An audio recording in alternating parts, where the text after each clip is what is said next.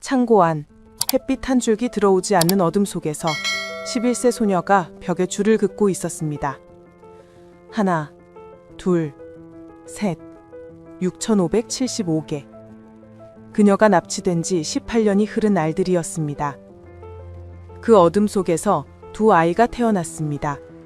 병원도 의사도 없이 그저 창고 바닥에서. 두 아이는 평생 하늘을 본 적이 없었습니다. 엄망, 하늘이 뭐예요? 세상은 그들이 존재한다는 사실조차 몰랐습니다. 11세 소녀는 집에서 200m 떨어진 버스 정류장으로 가던 중 30초 만에 납치되었고 18년간 좁은 창고 안에 갇혀 살았습니다. 그리고 2009년 범인의 단 한 번의 실수로 이 모든 진실이 드러났을 때 전 세계는 경악했습니다. 이것은 실화입니다. 그날의 이야기 속으로 어메이징 미스테리 지금 시작합니다. 1991년 6월 10일 월요일 아침, 캘리포니아 북부의 작은 마을 메이어스에 따뜻한 햇살이 내리쬐고 있었습니다. 이곳은 인구 3,000명 남짓한 전형적인 미국 소도시로 범죄율이 낮고 이웃 간 신뢰가 두터운 곳이었습니다. 주민들은 서로의 아이들을 알았고 문을 잠그지 않고 외출하는 것도 흔한 일이었습니다. 이런 평화로운 마을에서 아이가 납치될 거라고는 아무도 상상하지 못했습니다. 11세 소녀 릴리안 포스터는 그날 아침 6시 30분에 일어났습니다. 그녀는 침대에서 일어나 창문을 열고 밖을 내다봤습니다. 파란 하늘과 새들의 지저귀이 상쾌한 아침을 알렸습니다. 릴리안은 학교 가는 것을 좋아했습니다. 특히 오늘은 수학 시험이 있는 날이었는데 릴리안은 수학을 잘했고 자신 있었습니다. 그녀는 욕실에서 세수를 하고 금발머리를 빗었습니다. 거울 속 자신을 보며 미소 지었습니다. 파란 눈, 작은 주근깨, 밝은 미소. 릴리안은 자신의 모습이 마음에 들었습니다. 새엄마 테레사가 자주 말했습니다. 넌 천사처럼 예쁘구나. 아침 식사 시간, 테레사는 팬케이크를 구워주었습니다. 릴리안은 메이플 시럽을 듬뿍 뿌려 먹으며 오늘 학교에서 있을 일들을 떠올렸습니다. 친구 제니퍼와 점심시간에 무슨 이야기를 할지, 방과 후 학교 도서관에서 어떤 책을 빌릴지 생각하며 기분이 좋았습니다. 오늘 수학시험 잘 보렴. 테레사가 릴리안의 머리를 쓰다듬으며 말했습니다. 릴리안은 고개를 끄덕이며 대답했습니다. 걱정 마세요, 엄마. 전 수학을 잘하니까요. 릴리안은 테레사를 엄마라고 불렀습니다. 친엄마는 릴리안이 6살 때 교통사고로 세상을 떠났고 아빠는 2년 후 테레사와 재혼했습니다. 처음에는 낯설었지만 이제 테레사는 릴리안에게 진짜 엄마나 다름없었습니다. 7시 30분, 릴리안은 분홍색 배낭을 메고 집을 나섰습니다. 배낭 안에는 교과서, 공책, 필통, 그리고 점심 도시락이 들어있었습니다. 테레사는 현관문 앞에서 릴리안을 배웅했습니다.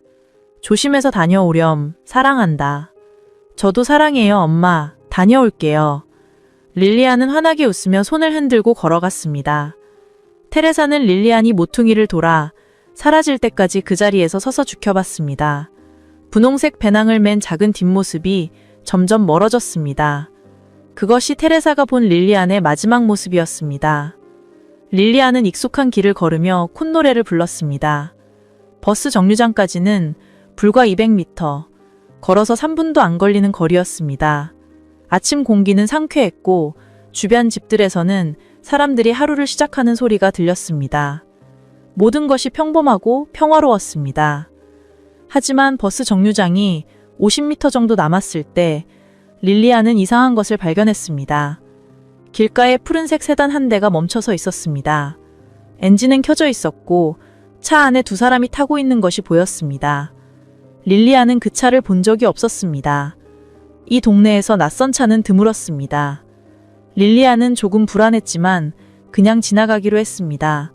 차에서 내릴 것 같지도 않았고 아마 길을 잃은 여행객일 거라고 생각했습니다. 하지만 릴리안이 차 옆을 지나가려는 순간 운전석 문이 벌컥 열렸습니다. 중년 남자가 차에서 뛰어내렸습니다. 회색 머리에 평범한 체격의 남성이었습니다. 그는 릴리안을 보며 급히 다가왔습니다. 잠깐, 혹시 이 근처에 메이플과가 어디 있는지 아니? 남자의 목소리는 급했지만 위협적이지는 않았습니다. 릴리안은 잠시 멈춰섰습니다. 어른이 길을 물어보면 도와줘야 한다고 배웠습니다. 하지만 뭔가 이상한 느낌이 들었습니다. 저는 잘 모르겠는데요. 릴리안이 대답하려는 순간 남자가 갑자기 릴리안의 팔을 붙잡았습니다. 너무 빠른 움직임이었습니다. 릴리안은 비명을 지르려 했지만 남자의 다른 손이 그녀의 입을 강하게 틀어막았습니다. 조용히 해. 소리 지르면 다쳐. 남자의 목소리는 차갑게 변했습니다. 릴리안은 발버둥 쳤지만 남자의 힘은 너무 강했습니다. 공포가 온몸을 휩쓸었습니다. 차 안에서 여자가 뒷좌석 문을 활짝 열어두고 있었습니다. 남자는 릴리안을 차 쪽으로 끌고 갔습니다. 릴리안은 필사적으로 저항했지만 소용없었습니다. 분홍색 배낭이 땅에 떨어졌고 교과서들이 바닥에 흩어졌습니다. 릴리안은 손을 뻗어 배낭을 잡으려 했지만 이미 차 안으로 밀려 들어가고 있었습니다. 차 안에는 담배 냄새와 낡은 가죽 냄새가 섞여 있었습니다. 여자가 릴리안의 다리를 잡아 차 안으로 완전히 밀어 넣었습니다. 문이 쾅 닫혔고 차는 급히 출발했습니다. 조용히 하면 다치지 않을 거야. 여자가 차가운 목소리로 말했습니다. 릴리안은 뒷좌석에서 웅크리고 앉아 울었습니다. 눈물이 멈추지 않았고 온몸이 떨렸습니다. 창밖으로 익숙한 동네가 빠르게 지나갔습니다. 버스 정류장이 보였고 다른 아이들이 버스를 기다리고 있었습니다. 릴리안은 창문을 두드리며 도움을 청하려 했지만 남자가 그녀를 뒤로 밀쳤습니다. 가만히 있어. 차는 마을을 벗어나 산길로 접어들었습니다. 릴리안의 심장은 미친 듯이 뛰었습니다. 이것은 꿈이 아니었습니다. 정말로 납치당한 것입니다. 이 모든 일은 불과 30초 만에 벌어졌습니다. 마침 맞은편에서 조갱을 하던 이웃 주민 마크 윌슨이 이 장면을 목격했습니다. 그는 처음에는 무슨 일이 벌어지는지 제대로 파악하지 못했습니다. 하지만 소녀가 저항하는 모습과 분홍색 배낭이 땅에 떨어지는 것을 보고 뭔가 잘못되었다는 것을 깨달았습니다. 그는 즉시 가까운 집으로 달려가 911에 신고했습니다. 방금 한 남자가 소녀를 차에 강제로 태웠습니다. 푸른색 세단이었고 번호판은... 죄송합니다. 너무 빨라서 번호판을 제대로 보지 못했습니다. 하지만 분명히 납치였습니다. 마크의 목소리는 다급했고 911 교환원은 즉시 경찰에 연락했습니다. 경찰은 신고를 받고 5분 만에 현장에 도착했습니다. 분홍색 배낭과 흩어진 교과서들이 여전히 바닥에 놓여 있었습니다. 경찰관 2명이 주변을 수색했지만 푸른색 세단은 이미 사라진 뒤였습니다. 마크 윌슨은 경찰에게 본 것을 자세히 설명했습니다. 회색 머리의 중년 남자였습니다. 50대쯤 됐고 평범한 차격이었어요. 여자도 있었는데 운전석에 앉아 있었고 차는 푸른색 세단이었고 맞다. 뒤쪽 범퍼에 찌그러진 부분이 있었던 것 같아요. 경찰은 즉시 APB를 발령했습니다. 모든 경찰차에 푸른색 세단, 회색 머리 남자, 11세 금발노녀에 대한 정보가 전달되었습니다. 오전 9시 15분 메이어스 초등학교에서 테레사에게 전화가 걸렸습니다. 포스터 부인, 릴리안이 오늘 학교에 오지 않았는데요. 혹시 아픈가요? 테레사는 순간 얼어붙었습니다. 릴리안은 분명히 학교에 갔습니다. 7시 30분에 집을 나섰고 버스 정류장은 200m 밖에 안 떨어져 있었습니다. 무슨 말씀이세요? 릴리안은 아침에 학교 가려고 집을 나섰어요. 그럼 혹시 버스를 놓쳤을 수도 있겠네요. 확인해보시고 연락주세요. 전화를 끊은 테레사는 불안한 마음에 버스 정류장으로 달려갔습니다. 그리고 그곳에서 경찰차 2대와 흩어진 교과서들을 발견했습니다. 테레사의 다리에서 힘이 빠졌습니다. 이게 무슨 일이에요? 제 딸은 어디 있어요? 경찰관이 테레사를 진정시키며 상황을 설명했습니다. 납치 신고가 접수되었고 목격자가 있으며 현재 수사가 진행 중이라고 했습니다. 테레사는 그 자리에 주저앉아 울었습니다. 아니에요. 릴리안이 이럴 리가 없어요. 하지만 현실이었습니다. 릴리안의 분홍색 배낭, 수학 교과서, 필통이 바닥에 흩어져 있었습니다. 테레사는 배낭을 집어들고 꼭 안았습니다. 릴리안의 냄새가 났습니다. 정오가 되자 FBI가 투입되었습니다. 아동 납치 사건은 최우선 사건으로 분류되었고 특별 수사팀이 꾸려졌습니다.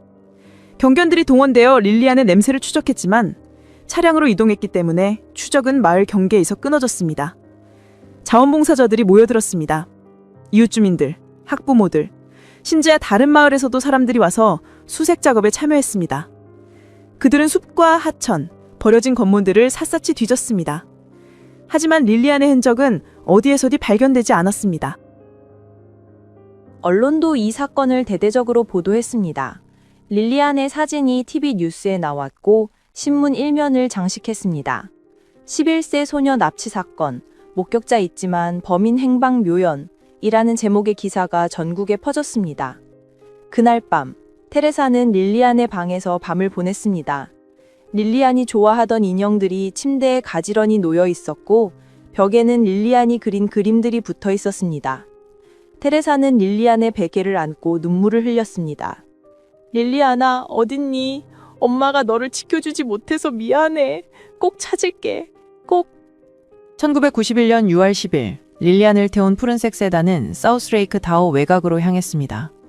약 2시간의 차량 이동 끝에 도착한 곳은 인적이 드문 외딴집이었습니다. 필립 앤더슨과 낸시 앤더슨 부부의 집이었습니다. 필립은 릴리안을 집 뒤뜰로 끌고 갔습니다. 큰 나무들로 둘러싸인 뒤뜰에는 낡은 창고가 있었습니다. 하지만 그 창고는 단순한 창고가 아니었습니다. 안쪽 벽을 밀면 숨겨진 통로가 나타났고 그 끝에는 텐트와 나무 판자로 덧대어진 외부와 완벽하게 차단된 비밀 공간이 있었습니다. 가로 3m, 세로 4m 정도의 좁고 어두운 공간. 11세 소녀에게 이곳은 지옥의 시작이었습니다. 여기가 이제부터 네 집이야. 필립의 차가운 목소리가 어둠 속에서 울렸습니다. 릴리안은 울면서 애원했습니다. 집에 보내주세요. 엄마한테 가고 싶어요. 하지만 필립은 냉정했습니다. 그는 이미 오래전부터 이 순간을 계획해왔습니다. 필립 앤더슨은 1980년대에 미성년자 성폭행 혐의로 유죄 판결을 받고 복역한 전과자였습니다. 출소 후 성범죄자 보호관찰 대상이 되었지만 그의 병적인 성적 욕구와 극도의 통제욕은 사라지지 않았습니다. 그는 자신만이 접근하고 소유할 수 있는 대상을 찾고 있었고 릴리안은 그가 선택한 희생자였습니다. 납치 직후부터 릴리안의 악몽이 시작되었습니다. 필립은 끔찍한 성적 학대를 시작했습니다. 11세 소녀는 이해할 수도 없고 저항할 수도 없는 폭력 앞에서 무너졌습니다. 그녀는 울부짖었지만 아무도 듣지 못했습니다. 창고는 완벽하게 방음이 되어 있었고 가장 가까운 이웃집도 멀리 떨어져 있었습니다. 낸시 앤더슨은 남편의 끔찍한 범죄를 알고 있었습니다. 하지만 그녀는 막지 않았습니다. 오히려 적극적으로 조력했습니다. 낸시는 릴리안을 감시하고 필립이 외출할 때는 그녀가 도망가지 못하도록 지켰습니다. 때로는 릴리안에게 냉담하게 말했습니다. 네 엄마는 이미 새 가정을 꾸렸어. 아빠도 재혼했고. 사람들은 금방 잊어버려. 여기서 조용히 지내는 게 너한테 더 나아. 이것은 가스라이팅이었습니다. 필립과 낸시는 끊임없이 릴리안의 생각을 왜곡시켰습니다. 바깥 세상에는 이미 자신을 기억하는 사람이 없고 여기가 유일한 안전한 곳이라고. 11세 소녀는 점점 현실 감각을 잃어갔습니다. 창고 안의 생활은 비인간적이었습니다. 환기도 제대로 되지 않아 공기는 항상 습하고 무거웠습니다. 음식은 하루에 2번 필립이나 낸시가 가져다 주는 것이 전부였습니다. 화장실은 구석에 놓인 양동이었고 일주일에 1번 비워졌습니다. 릴리안은 매일 밤 울었습니다. 엄마가 보고 싶고 집이 그리웠으며 친구들이 그리웠습니다. 하지만 시간이 흐를수록 그 기억들은 희미해져 갔습니다. 어둠 속에서 현실과 환상의 경계가 흐려졌고 릴리안의 영혼은 조금씩 파괴되어 갔습니다. 첫 해가 지나고 2번째 해가 지났습니다. 릴리안은 벽에 작은 돌조각으로 줄을 그어가며 날짜를 세웠습니다. 365개, 730개, 1195개. 숫자는 늘어났지만 희망은 점점 사라져갔습니다. 필립과 낸시는 릴리안을 철저히 통제했습니다. 하루에 2번, 아침과 저녁에 문을 열고 음식을 가져다 주었습니다. 대부분 샌드위치나 통조림 식품이었습니다. 물은 플라스틱 병에 담아주었고 양은 항상 부족했습니다. 1994년 가을, 납치된 지 3년이 지난 시점이었습니다. 15세가 된 릴리아는 이제 창고 안의 생활에 어느 정도 익숙해져 있었습니다. 아니, 익숙해졌다기보다는 체념했다는 표현이 더 맞을지도 모릅니다. 매일 아침 어둠 속에서 눈을 뜨고 필립이 가져다주는 최소한의 음식으로 하루를 버티고 밤이 되면 다시 잠드는 일상이 반복되었습니다. 창고 안에는 시계도 없었고 창문도 없어서 시간의 흐름을 파악하기 어려웠습니다. 릴리아는 책을 읽으며 시간을 보냈습니다. 낸시가 가끔 오래된 소설책이나 잡지를 가져다 주었는데 릴리아는 그것들을 수십 번씩 반복해서 읽었습니다. 그 속의 세계는 그녀가 기억하는 바깥 세상과 연결되는 유일한 통로였습니다. 그런데 1994년 9월 어느 날, 릴리아는 자신의 몸에서 이상한 변화를 느끼기 시작했습니다. 아침마다 메스꺼움이 몰려왔습니다. 처음에는 창고의 나쁜 공기 때문이라고 생각했습니다. 하지만 메스꺼움은 계속되었고 점점 심해졌습니다. 음식을 먹으면 토할 것 같았고 냄새에도 민감해졌습니다. 그리고 생리가 멈췄습니다. 한 달, 두 달이 지나도 생리가 오지 않았습니다. 릴리아는 불안했지만 무슨 일이 벌어지고 있는지 정확히 알지 못했습니다. 그녀는 겨우 15살이었고 성교육을 제대로 받은 적이 없었습니다. 엄마가 살아계셨다면 이런 것들을 가르쳐 주었을 텐데 릴리아는 혼자서 모든 것을 알아내야 했습니다. 배가 조금씩 불러오기 시작한 것은 10월이었습니다. 릴리아는 자신의 배를 만지며 두려움을 느꼈습니다. 뭔가 잘못되고 있다는 것은 알았지만 그것이 무엇인지 확신할 수 없었습니다. 낸시 앤더슨이 릴리안의 변화를 눈치챈 것은 11월 초였습니다. 그날 낸시는 평소보다 오래 창고 안에 머물렀고 릴리안을 유심히 관찰했습니다. 일어나봐. 낸시의 목소리는 차갑고 명령조였습니다. 릴리안은 일어섰고 낸시는 그녀의 배를 만졌습니다. 릴리안은 움찔하며 뒤로 물러났지만 낸시는 강제로 그녀의 옷을 늘어올렸습니다. 역시 그렇군. 낸시는 냉소적으로 웃었습니다. 임신했어. 벌써 3개월은 된 것 같은데. 릴리안은 그 말을 듣는 순간 온몸이 얼어붙었습니다. 임신. 그 단어의 의미를 완전히 이해하는데 몇 초가 걸렸습니다. 그리고 이해하는 순간 릴리아는 무너져 내렸습니다. 아니에요! 안 돼요! 릴리아는 바닥에 주저앉아 울기 시작했습니다. 충격과 혼란과 그리고 두려움이 한꺼번에 밀려왔습니다. 15살 여성이 임신하니 이것은 너무나 끔찍한 현실이었습니다. 울지 마. 어차피 네가 어떻게 할 수 있는 것도 아니잖아. 낸시의 목소리에는 동정심이라곤 전혀 없었습니다. 릴리아는 이미 탈출이 불가능한 상황이었지만 이제는 더욱 속박당한 것처럼 느껴졌습니다. 필립 앤더슨은 릴리아는 임신 사실을 알고도 전혀 놀라지 않았습니다. 오히려 만족스러운 표정을 지었습니다. 잘 됐어. 이제 네 인생은 완전히 우리와 연결됐어. 필립은 병원에 데려갈 생각도 하지 않았습니다. 산부인과 점진도, 초음파 검사도, 영양제도 없었습니다. 릴리아는 창고 안에서 아무런 의료 혜택도 받지 못한 채로 임신 기간을 보내야 했습니다. 다음 몇 달은 릴리안에게 지옥 같은 시간이었습니다. 배는 점점 커졌고 몸은 무거워지며 움직이는 것조차 힘들어졌습니다. 창고는 좁아서 제대로 걸어 다닐 수도 없었고 환기도 되지 않아 숨쉬기가 답답했습니다. 겨울이 되자 추위가 몰려왔습니다.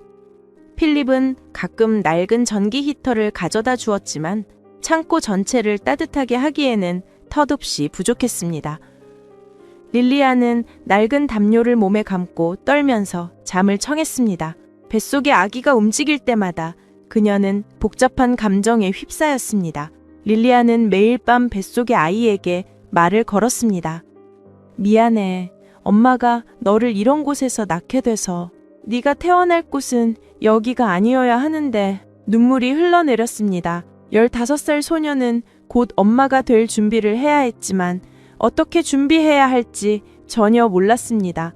낸시는 가끔 임신 관련 책 한두 권을 던져주었지만 책으로 배우는 것과 실제로 경험하는 것은 완전히 달랐습니다. 아기가 나올 때 엄마가 곁에 있어줄게. 무서워하지 마. 릴리아는 배를 쓰다듬으며 속삭였습니다.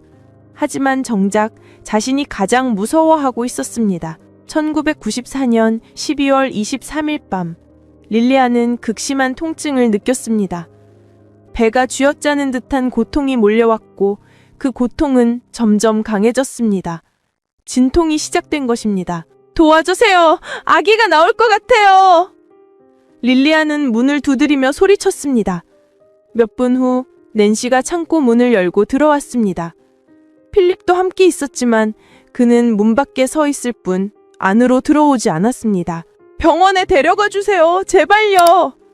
릴리아는 애원했지만 낸시는 고개를 저었습니다.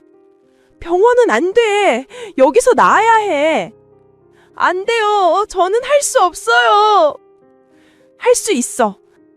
낸시는 릴리안을 바닥에 눕혔습니다. 낡은 담요를 깔고 손전등 몇 개를 켜서 주변을 밝혔습니다.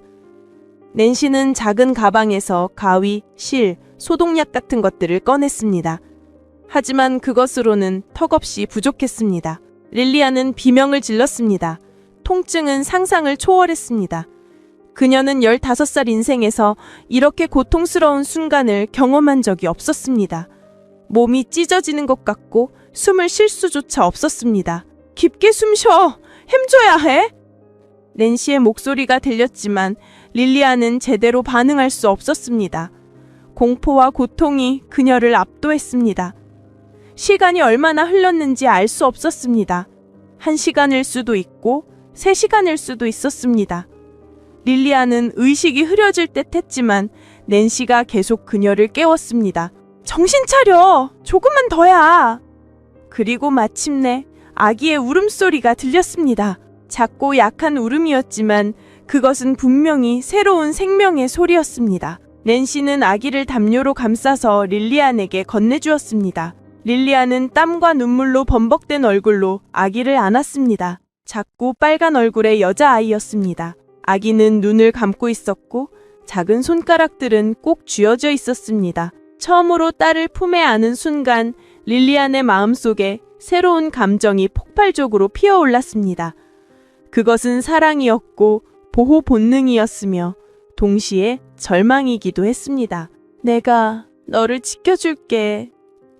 엄마가 꼭 지켜줄게. 릴리안은 작은 목소리로 속삭였습니다. 하지만 어떻게 지켜줄 수 있을까요?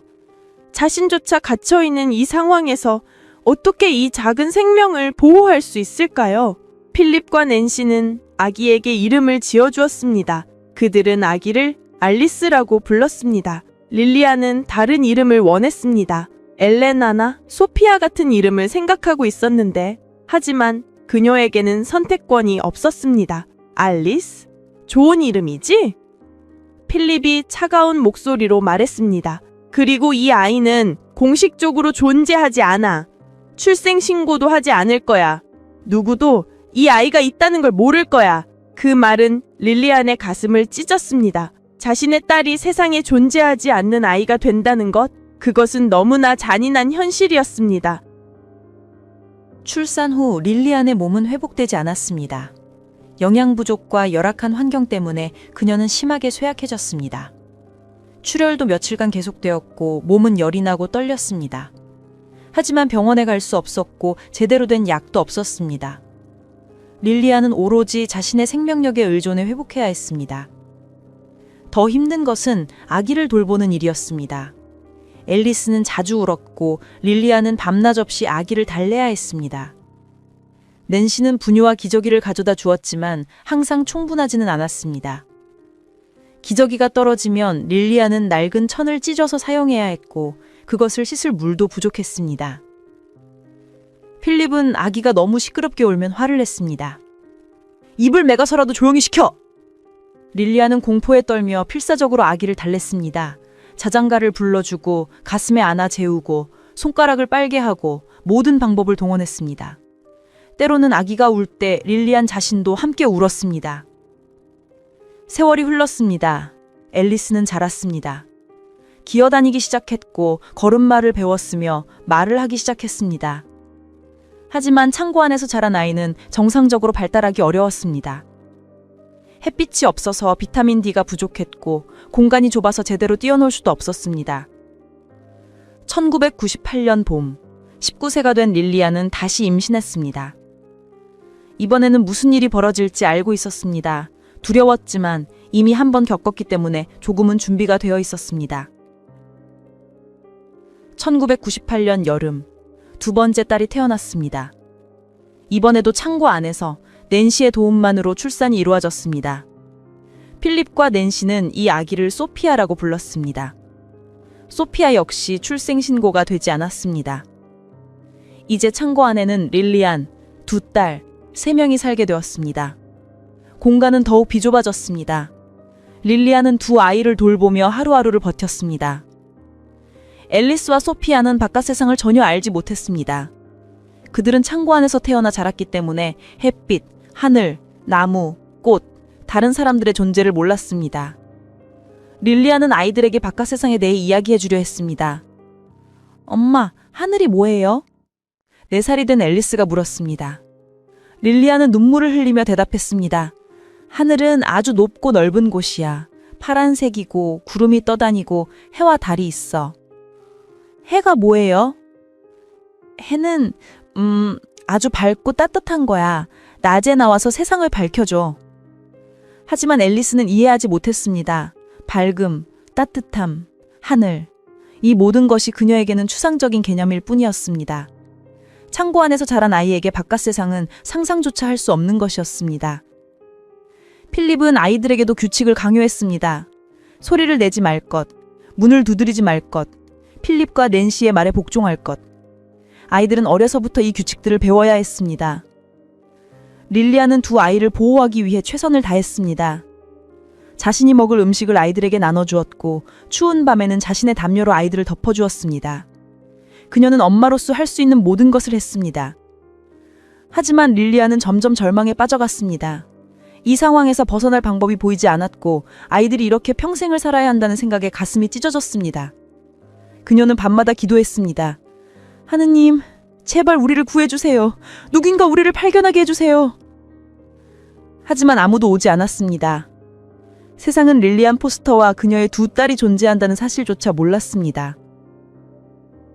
2003년, 릴리안이 납치된 지 12년이 흘렀습니다. 이제 24세가 된 릴리안은 더 이상 소녀가 아니었습니다. 그녀의 얼굴에는 12년간의 고통이 깊게 새겨져 있었고 한때 밝았던 파란 눈은 생기를 잃어가고 있었습니다. 금발머리는 오래 자르지 못해 허리까지 내려왔고 영양 부족으로 건강도 악화되고 있었습니다. 앨리스는 9살이 되었고 소피아는 5살이 되었습니다. 두 아이는 창고 안에서만 자랐기 때문에 몸이 허약했고 피부는 햇빛을 본 적이 없어 창백했습니다.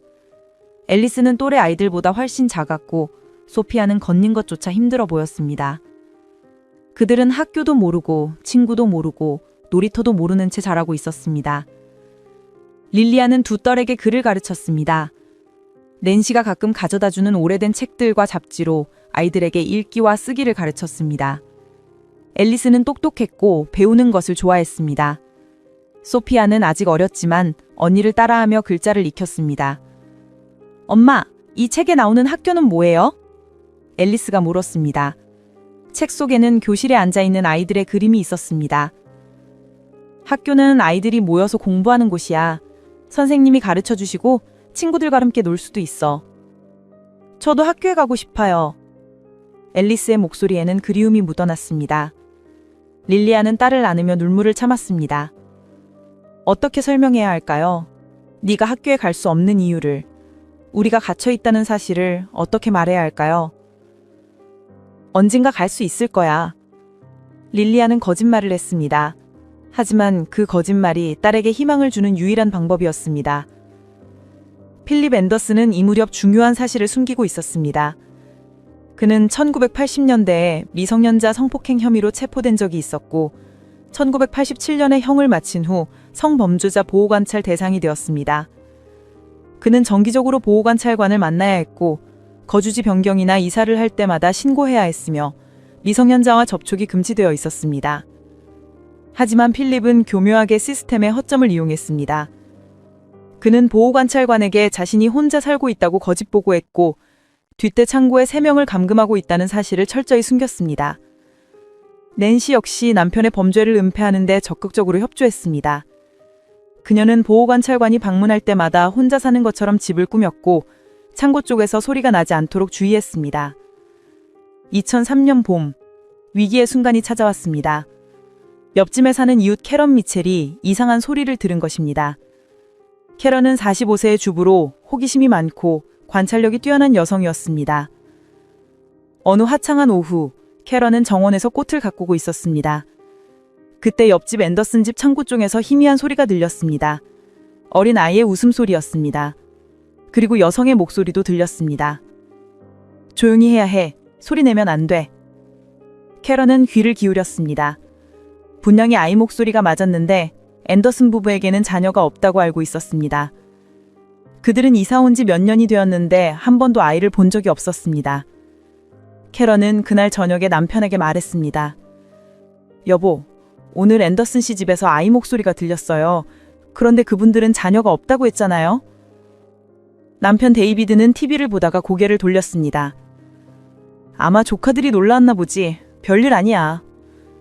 그런데 목소리가 이상했어요. 마치 누가 조용히 하라고 다그치는 것 같았어요. 너무 신경 쓰지 마. 남의 집 일에 참견하는 거 아니야. 하지만 캐런은 불안했습니다. 며칠 후 그녀는 새벽 5시쯤 화장실에 갔다가 창문 밖을 내다보았습니다. 그리고 놀라운 광경을 목격했습니다. 앤더슨의 차가 뒤뜰로 들어가고 있었습니다. 어두웠지만 가로등 빛에 비추어 차 안에 사람들이 타고 있는 것을 볼 수 있었습니다.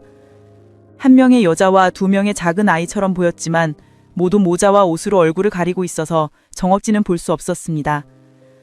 차는 창고 근처에 멈추고 사람들이 서둘러 내렸습니다. 필립 앤더슨이 주변을 살피더니 그들을 창고 안으로 밀어 넣었습니다. 모든 일이 1분도 안 되어 끝났습니다. 캐런은 가슴이 두근거렸습니다. 뭔가 이상했습니다. 새벽 5시에 왜 사람들을 창고로 데려가는 걸까요? 왜 서두르는 걸까요? 다음 날 캐런은 경찰서에 전화했습니다.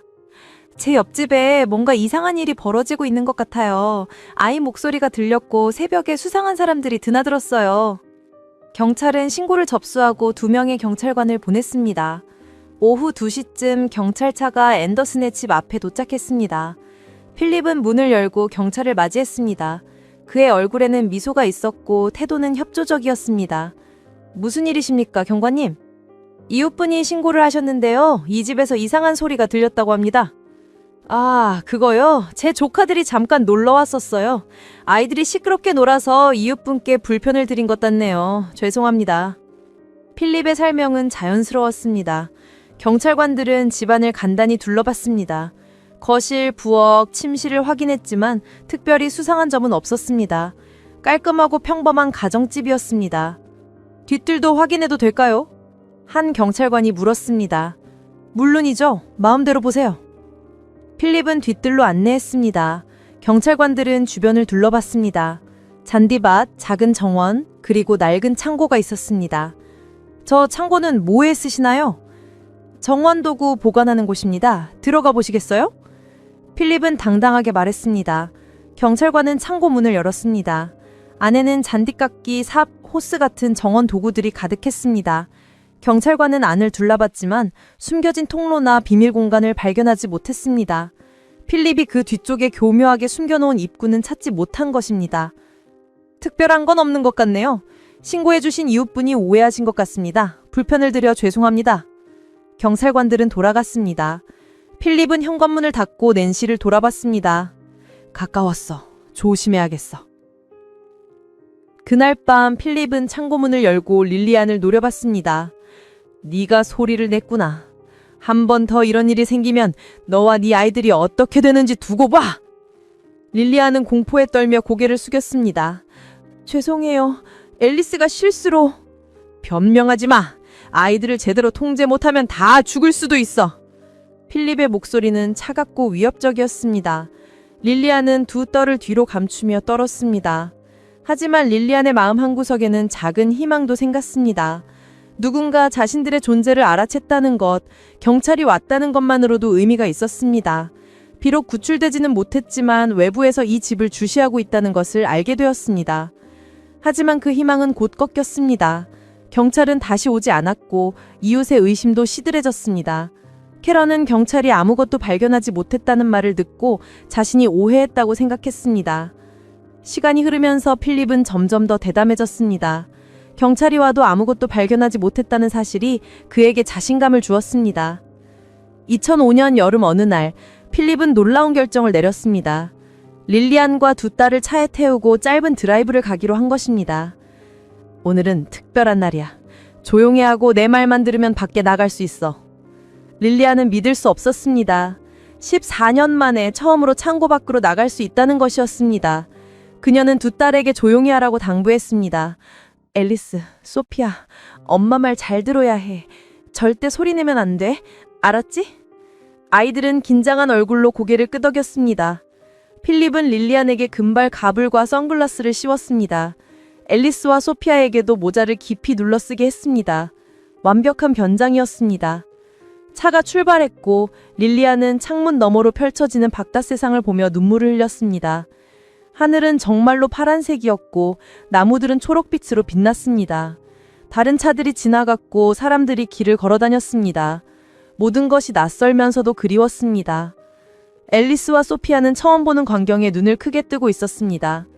11살 앨리스는 평생 창고 안에서만 살았기 때문에 이 모든 것이 신세계였습니다. 엄마, 저게 하늘이에요? 정말 파란색이네요. 책에서 본 것보다 훨씬 예뻐요. 소피아가 작은 목소리로 속삭였습니다. 릴리안은 딸의 손을 꼭 잡으며 고개를 끄덕였습니다. 눈물이 계속 흘러내렸습니다. 그래, 저게 하늘이야. 저기 보이는 게 구름이고. 구름은 만질 수 있어요? 아니야. 구름은 아주 높은 곳에 있어서 만질 수 없어. 아이들은 창밖을 계속 바라봤습니다. 지나가는 아이들을 보고, 공원을 보고, 가게를 보고, 모든 것이 신기했습니다. 하지만 이 외출은 자유가 아니라 또 다른 통제였습니다. 필립은 혼자 인적이 드문 산길로만 차를 몰았고 다른 사람들과 접촉하지 못하게 했습니다. 30분 정도 드라이브를 한 후 그는 다시 집으로 돌아왔습니다. 오늘 일은 비밀이야. 누구에게도 말하면 안 돼. 만약 말하면 다시는 밖에 나오지 못할 거야. 릴리안과 아이들은 다시 창고로 들어갔습니다. 짧은 자유의 순간은 끝났지만 그 경험은 릴리안에게 깊은 인상을 남겼습니다. 바깥 세상은 여전히 존재했고 자신들도 언젠가는 그곳으로 돌아갈 수 있다는 희망을 갖게 되었습니다. 2007년 필립의 보호 관찰관이 교체되었습니다. 새로운 관찰관 마이클 존스는 더 꼼꼼한 사람이었고 필립의 생활 방식에 의문을 품기 시작했습니다. 앤더슨 씨, 혼자 사신다고 했는데 전기 사용량이 굉장히 높네요. 한 달에 보통 가구의 3배 정도 씁니다. 이유가 뭔가요? 필립은 침착하게 대답했습니다. 저는 집에서 인쇄 사업을 하고 있습니다. 기계들을 돌리다 보니 전기를 많이 쓰게 됩니다. 마이클은 고개를 끄덕였습니다. 인쇄 사업요? 사업자 등록증을 보여주실 수 있나요? 필립은 서류를 보여주었습니다. 모든 것이 합법적이었습니다. 마이클은 더 이상 의심하지 않았습니다. 하지만 필립의 자만심은 점점 커졌습니다. 그는 가끔 릴리안과 아이들을 데리고 더 대담한 외출을 했습니다. 한 번은 공원 근처까지 갔고 또 한 번은 작은 편의점에 들렀습니다. 물론 항상 변장을 시키고 절대 다른 사람과 대화하지 못하게 했습니다. 릴리안은 이 외출들이 탈출의 기회가 될 수 있다고 생각했습니다. 하지만 두 딸의 안전이 걱정되었습니다. 만약 탈출을 시도하다가 실패한다면 필립이 아이들을 해칠 수도 있었습니다. 그래서 그녀는 기회를 기다렸습니다. 완벽한 순간. 아이들을 안전하게 지키면서 도움을 요청할 수 있는 순간을 기다렸습니다. 2009년 여름, 그 순간이 다가오고 있었습니다. 하지만 릴리안은 그것을 아직 몰랐습니다. 창고 안의 벽에는 릴리안이 몰래 그어놓은 작은 표시들이 있었습니다. 6,570개의 줄. 그것은 그녀가 감금당한 날의 수였습니다. 매일 밤 아이들이 잠든 후 그녀는 작은 돌조각으로 벽에 줄을 하나 더 그었습니다. 언젠가는 이 숫자가 멈출 거야. 릴리안은 스스로에게 속삭였습니다. 그리고 그녀는 옳았습니다. 그 날이 곧 다가오고 있었습니다. 2009년 8월 25일 화요일 아침, 필립 앤더슨은 인생 최대의 실수를 저질렀습니다. 그날 아침 7시, 필립은 창고 문을 열고 릴리안에게 말했습니다. 오늘은 중요한 일이 있어. 너희들도 함께 가야 해. 릴리안은 놀랐습니다. 지금까지의 외출은 인적이 드문 산길이나 한적한 공원뿐이었습니다.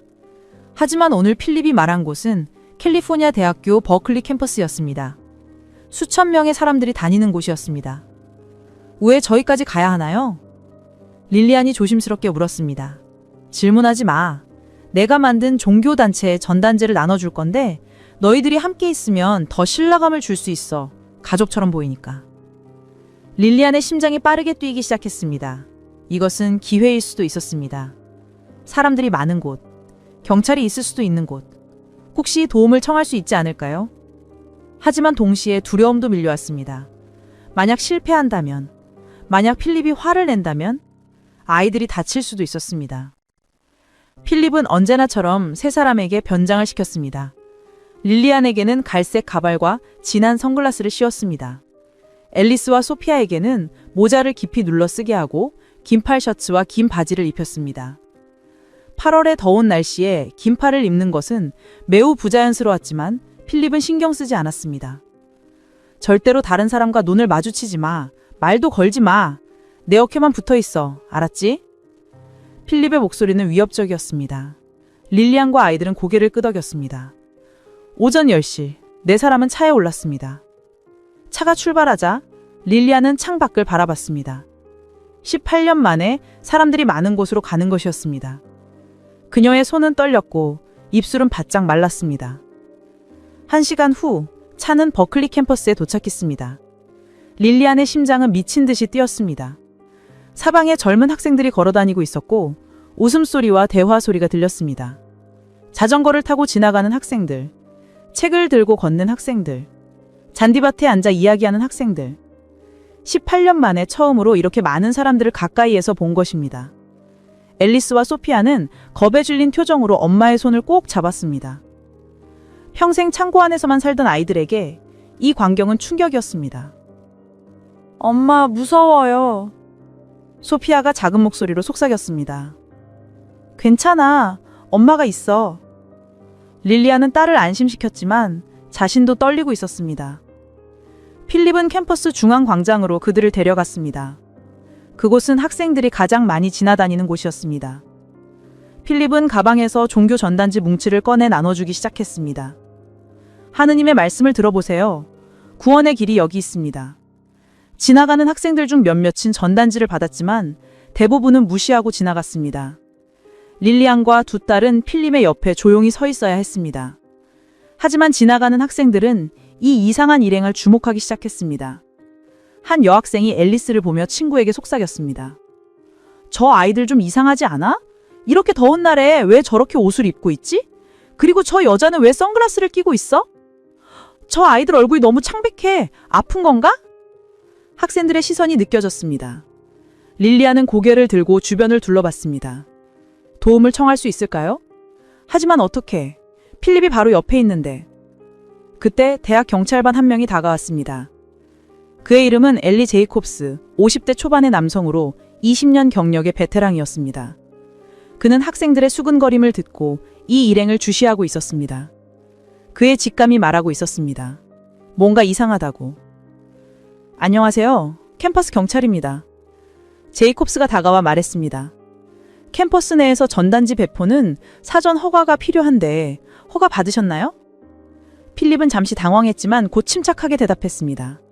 아, 몰랐습니다. 죄송합니다. 지금 그만두겠습니다. 필립은 전단지를 가방에 넣기 시작했습니다. 하지만 제이콥스 경관은 릴리안과 두 딸을 유심히 봤습니다. 뭔가 이상했습니다.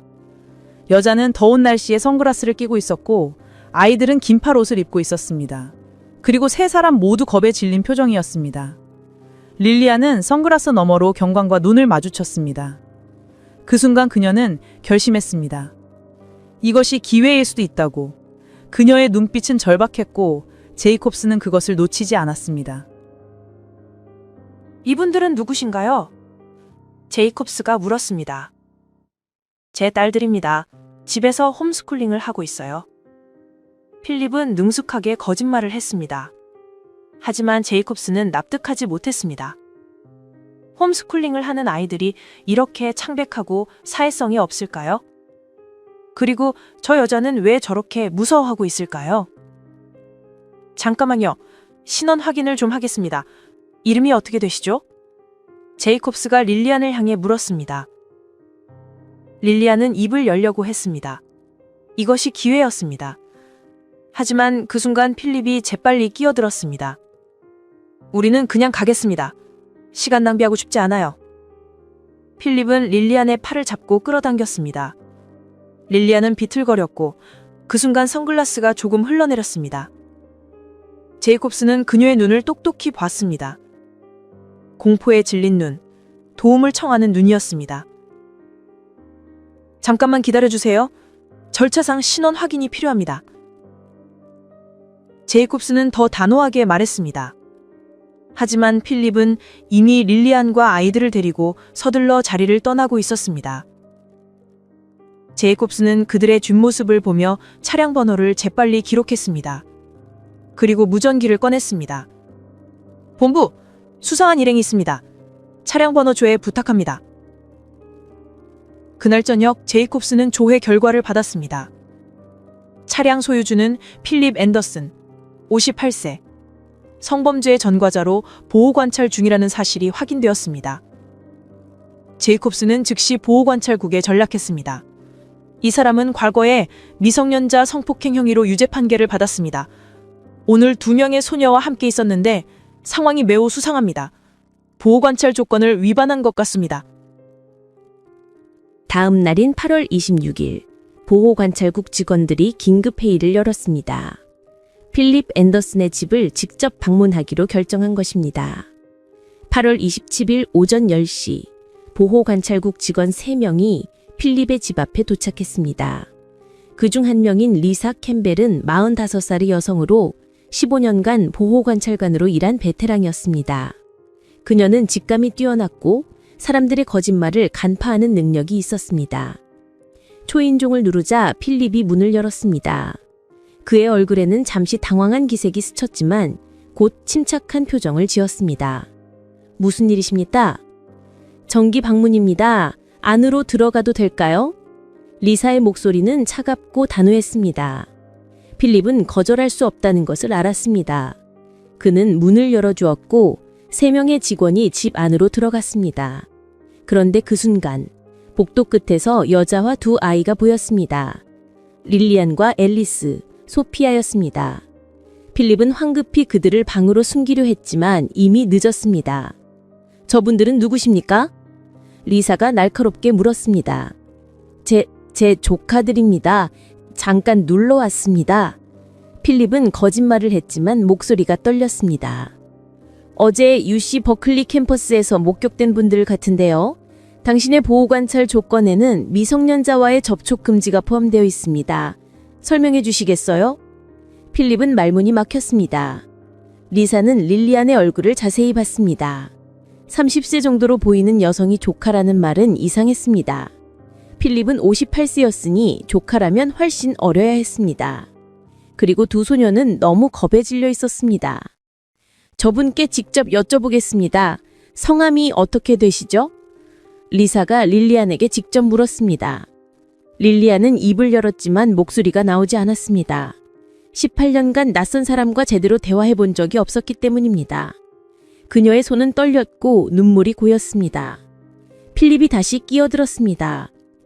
제 조카는 말을 잘 못합니다. 어렸을 때 사고로 인한 후유증입니다. 리사는 이상하다는 확신이 들었습니다. 모든 것이 거짓말처럼 들렸습니다. 그녀는 동료 직원 2명에게 눈짓은 했습니다. 앤더슨 씨, 잠시 저쪽 방으로 가시겠어요? 몇 가지 더 확인할 것이 있습니다. 다른 직원이 필립을 거실로 데려갔습니다. 필립은 불안해하면서도 따라갔습니다. 리사는 릴리안과 2 아이가 있는 방으로 들어가 문을 닫았습니다. 리사는 의자를 릴리안 앞으로 당겨 앉았습니다. 그녀는 부드러운 목소리로 말했습니다. 이제 우리만 있습니다. 무서워하지 마세요. 당신은 안전해요. 천천히 말씀해 주세요. 당신의 진짜 이름은 무엇인가요? 릴리안은 떨리는 입술로 몇 번이나 말을 시도했습니다. 눈물이 뺨을 타고 흘러내렸습니다. 앨리스와 소피아는 엄마를 걱정스럽게 바라봤습니다. 저는 릴리안의 목소리는 작고 떨렸습니다. 18년간 쌓인 두려움, 고통, 그리고 이제는 희망이 한꺼번에 밀려왔습니다. 리사는 릴리안의 손을 부드럽게 잡았습니다.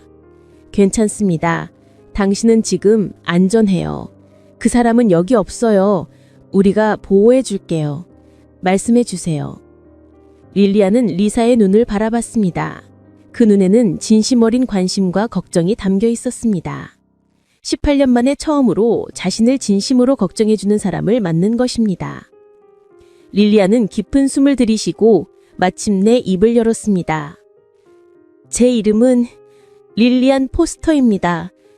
1991년 6월 10일에 납치되었습니다. 방 안의 공기가 멈춘 듯 했습니다. 리사와 다른 직원은 믿을 수 없는 표정으로 릴리안을 바라봤습니다. 릴리안 포스터. 그 이름은 18년 전 전국을 뜨덜썩했던 납치 사건의 피해자의 이름이었습니다. 18년 동안 그 사람에게 감금당했습니다. 창고 안에서 햇볕도 보지 못하고 제 딸들도 그곳에서 태어났습니다. 릴리안의 고백은 계속되었습니다. 창고 안의 생활, 2번의 출산, 아이들과의 생활, 모든 것을 말했습니다. 리사와 직원들은 충격에 빠져 듣고 있었습니다. 리사는 즉시 경찰과 FBI에 연락했습니다. 15분 후 경찰차 여러 대가 도착했습니다. 필립 앤더슨은 별도의 방에서 체포되었습니다. 그는 저항하려 했지만 경찰관들에게 제압당했습니다. 수갑이 채워지는 순간 그의 18년간의 범죄가 끝났습니다. 릴리안과 2 딸은 즉시 보호받기 시작했습니다. 앰뷸런스가 호출됐고 그들은 병원으로 이송될 예정이었습니다. 그날 오후 3시, 릴리안 포스터는 18년 만에 자유를 되찾았습니다. 하지만 그녀의 눈에는 여전히 두려움이 남아 있었습니다. 너무 오래 어둠 속에 있었기 때문에 빛이 낯설고 무서웠습니다. 정말 끝난 건가요? 우리는 이제 자유인가요? 그가 다시 우리를 데려가지 않나요? 릴리안이 떨리는 목소리로 물었습니다. 네, 이제 안전해요. 그는 체포되었어요. 더 이상 그에게 돌아가지 않아도 됩니다. 당신과 아이들은 이제 자유예요. 리사가 릴리안을 안아주며 말했습니다. 그 순간 릴리안은 18년 만에 진정한 안도감을 느꼈습니다. 눈물이 멈추지 않았습니다. 하지만 이번에는 고통의 눈물이 아니라 해방의 눈물이었습니다. 2009년 8월 27일 오후 4시, 릴리안과 2 딸은 앰뷸런스에 실려 샌프란시스코 종합병원 응급실로 이송되었습니다. 의료진은 이미 이들의 상황에 대해 브리핑을 받았지만 실제로 3사람을 보았을 때 모두 충격을 받았습니다. 릴리안은 30세였지만 40대처럼 보였습니다. 18년간의 감금 생활은 그녀의 몸을 망가뜨렸습니다. 키는 160cm였지만 몸무게는 42kg밖에 나가지 않았습니다. 심각한 영양실조 상태였습니다. 담당 의사 제니퍼 김은 릴리안의 혈액 검사 결과를 보고 경악했습니다. 비타민 D 수치가 거의 측정되지 않을 정도입니다. 뼈 밀도도 심각하게 낮고 빈혈도 있습니다. 18년간 햇빛을 거의 보지 못한 것이 분명합니다. 앨리스와 소피아는 더 심각했습니다. 15세 앨리스는 평균 신장보다 20cm나 작았고 11세 소피아는 8세 아이 정도의 체격이었습니다. 2 소녀는 평생 햇빛을 제대로 보지 못했기 때문에 피부가 병적으로 창백했고 눈도 밝은 빛에 적응하지 못해 계속 눈을 가렸습니다. 전등불빛도 아이들에게는 너무 밝습니다. 점진적으로 밝기를 높여가며 저금시켜야 합니다. 안과 의사는 말했습니다. 하지만 가장 큰 문제는 정신적 트라우마였습니다. 릴리아는 낯선 사람들을 보면 공포에 떨었고 특히 남성 의료진을 극도로 두려워했습니다. 넓은 병실에 혼자 있는 것도 견디지 못했습니다. 간호사들이 잠시 자리를 비우면 패닉 상태에 빠졌습니다. 앨리스와 소피아는 다른 아이들과의 상호작용 방법을 전혀 몰랐습니다. 복도를 지나가는 다른 환자들을 보고 숨었고 간호사가 친절하게 말을 걸어도 대답하지 못했습니다. 그들은 엄마 외에는 누구도 신뢰하지 못했습니다. 정신과 의사 데이비드 로저스는 릴리안과의 첫 상담 후 이렇게 기록했습니다. 환자는 심각한 PTSD, 불안장애, 그리고 복합 트라우마 증상을 보입니다. 18년간의 감금으로 인한 심리적 손상은 평생 영향을 미칠 것으로 보입니다. 장기적이고 전문적인 치료가 필요합니다. 8월 28일 FBI는 릴리안의 신원을 확인하기 위해 DNA 검사를 실시했습니다. 동시에 1991년 실종 사건 파일을 다시 열었습니다. 먼지가 쌓인 상자 안에는 18년 전의 증거물들이 그대로 보관되어 있었습니다. 릴리안의 분홍색 배낭, 교과서, 그리고 실종 당일 현장에서 수집된 머리카락 샘플. DNA 검사 결과는 24시간 만에 나왔습니다. 일치율 99.9%. 릴리안 포스터는 정말로 18년 전에 실종된 그 소녀가 맞았습니다. FBI 특수요원 마이클 톰스는 즉시 테레사 포스터에게 연락했습니다. 전화벨이 울렸을 때 테레사는 정원에서 꽃을 가꾸고 있었습니다. 릴리안이 좋아했던 장미였습니다. 18년간 그녀는 매년 장미를 심으며 딸을 기억했습니다. 포스터 부인, FBI입니다. 중요한 소식이 있습니다. 무슨 일이죠? 테레사의 목소리는 떨렸습니다. 18년간 그녀는 수없이 많은 전화를 받았습니다. 대부분은 잘못된 정보나 사기였습니다. 하지만 이번에는 뭔가 달랐습니다. 따님을 찾았습니다. 릴리안이 살아있습니다. 순간 세상이 멈춘 것 같았습니다. 테레사는 전화기를 떨어뜨릴 뻔했습니다. 뭐라고요? 제 딸을... 릴리안이 살아있다고요? 네, 확실합니다. DNA 검사로 확인했습니다. 지금 샌프란시스코 종합병원에 있습니다. 테레사는 그 자리에 주저앉아 울었습니다. 18년간 기다렸던 순간이었습니다. 그녀는 단 하루도 딸을 잊은 적이 없었고 매년 릴리안의 생일마다 케이크를 구워놓고 기도했었습니다. 그리고 마침내 그 기도가 이루어진 것입니다. 다음 날 8월 29일 아침 7시 테레사는 병원을 향했습니다. 밤새 한숨도 자지 못했지만 지칠 틈이 없었습니다. 차 안에서 그녀는 계속 기도했습니다. 하나님 감사합니다. 제 딸을 돌려주셔서 감사합니다. 병원에 도착한 테레사는 FBI 요원의 안내를 받아 3층 병실로 향했습니다. 복도를 걸어가는 그녀의 다리는 떨렸고 심장은 터질 듯 뛰었습니다. 병실 305호. 그 문 앞에 섰을 때 테레사는 잠시 숨을 고르고 손을 떨며 문을 열었습니다. 침대에 앉아있는 여자가 보였습니다. 금발머리, 파란 눈, 그리고 그 얼굴. 18년이 흘렀지만 테레사는 한눈에 알아봤습니다. 얇아지고 팔백해졌지만 그것은 분명히 자신의 딸이었습니다. 릴리아나. 테레사의 목소리가 떨렸습니다. 눈물이 쏟아졌습니다. 릴리아는 천천히 고개를 돌렸고 테레사를 보았습니다. 18년간 흐릿했던 기억이 조금씩 되살아났습니다. 그 얼굴, 그 목소리, 그 눈물. 엄마였습니다. 엄마. 릴리언이 작은 목소리로 말하자 테레사는 달려가 딸을 꼭 안았습니다. 18년 만에 포옹이었습니다. 두 사람은 한참 동안 울었습니다. 말이 필요 없었습니다. 그저 서로를 느끼는 것만으로도 충분했습니다. 미안해 릴리아나. 엄마가 너를 지켜주지 못해서, 너를 찾지 못해서 18년 동안 너 혼자 그 끔찍한 곳에. 테레사는 말을 잇지 못하고 울었습니다. 엄마 잘못이 아니에요. 엄마는 저를 포기하지 않았잖아요. 엄마가 절 찾아준 거예요. 릴리아는 눈물을 흘리며 말했습니다. 그 순간 18년간의 고통이 조금은 위로받는 것 같았습니다. 테레사는 처음으로 소녀들을 만났습니다. 앨리스와 소피아는 침대 구석에서 불안하게 서 있었습니다. 할머니라는 존재를 처음 알게 된 아이들이었습니다. 애들아, 이분이 할머니야.